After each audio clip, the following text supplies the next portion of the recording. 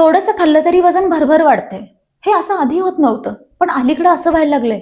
जेवण करू का नको असे प्रश्न तुम्हाला पडत असतील आणि तुम्ही फ्रस्ट्रेट होत असाल तर थोडे शांत व्हा आणि हा व्हिडिओ बघा. सुरुवातीला जेव्हा आपलं वजन वाढलेलं नसतं, इन्सुलिन रेझिस्टन्स अजून डेव्हलप झालेला नसतो, तेव्हा वजन काही एवढं फास्ट वाढत नाही.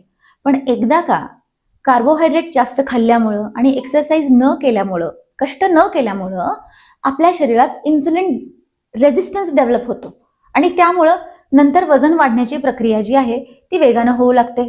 त्याचबरोबर शरीरामध्ये जे फॅट सेल्स आहेत ते सुद्धा शांत बसत नाहीत, ते सुद्धा आणखीन फॅट प्रोड्यूस करत राहतात आणि या दोन्ही गोष्टींमुळं वजन वाढण्याची प्रक्रिया जी आहे ती अजून वेगानं वाढते. तर याला सॉर्ट आउट कसं करायचं?